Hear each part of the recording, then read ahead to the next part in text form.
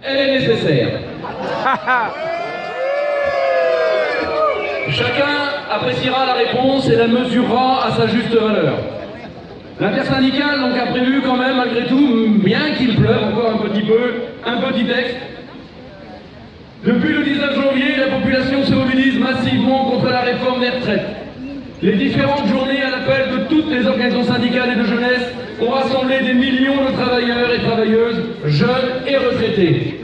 Le 16 février, face à l'absence de réponse du gouvernement et du président de la République, l'intersyndicale a appelé à mettre la France à l'arrêt le 7 mars.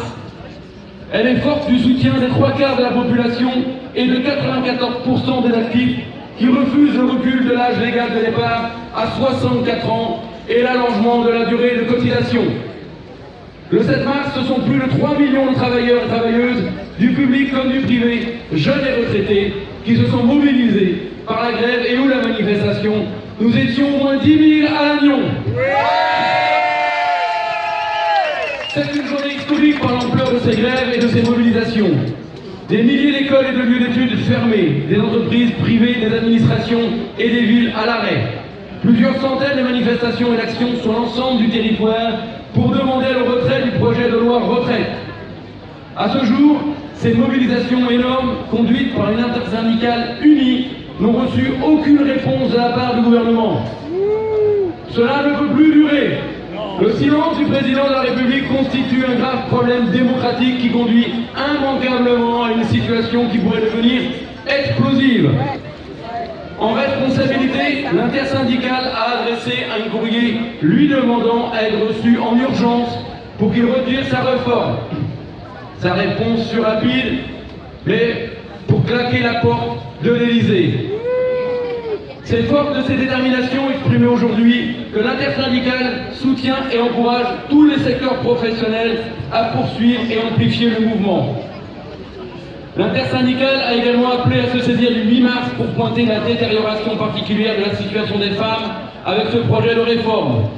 Si les rassemblements n'ont pas été à la hauteur du 7 mars et de la gravité des inégalités et ce que subissent les femmes au quotidien sur la planète, et y compris dans notre pays, la mobilisation a été inédite pour un 8 mars. L'intersyndicale a soutenu également l'appel spécifique des organisations de jeunesse à se mobiliser le jeudi 9. Hier, alors que le Sénat débat jusqu'à dimanche soir de cette réforme, le gouvernement, pour faire imposer au Sénat un vote bloqué sur son texte, a dégainé un nouvel article de la Constitution, le 44.3. Nous avons déjà eu le 49.1, puis le 41.3. À ce rythme, nos cours d'éducation civique vont vite progresser.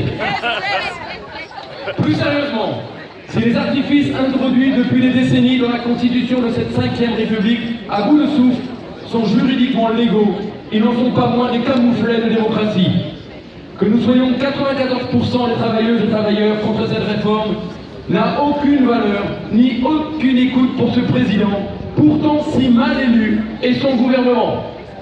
Dans ce contexte, l'intersyndicale appelle à une nouvelle journée de manifestation et de grève interprofessionnelle la semaine prochaine, le mercredi 15 mars, jour de la commission mixte paritaire du Parlement, moment important du calendrier parlementaire. Nos organisations appellent toute la population à continuer la mobilisation et les actions encore plus massivement pour dire non à cette réforme injuste et brutale. Pour information, nous avons une retraite au flambeau à Plufur le 13 mars à 20h avec un rendez-vous à 20h à la salle polyvalente. C'est bien comme cela qu'il faut continuer à amplifier le mouvement pour dire non à cette réforme. Nous allons partir pour un petit défilé qui pour une fois ne va pas faire le tour des ponts. Nous allons monter un petit peu en ville, nous allons remonter par la rue Ernest Renan, prendre un petit peu la rue Tréguier et redescendre directement par la rue piétonne pour arriver sur le quai d'Aiguillon. L'intersyndicale donc va se mettre devant avec la banderole et je vous invite à la suivre et à défiler bruyamment pour dire non à cette réforme. Merci à vous.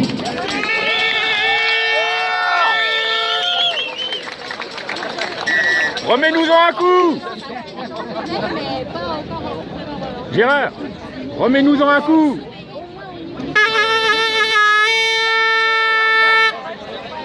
Allez, jusqu'à la Lali!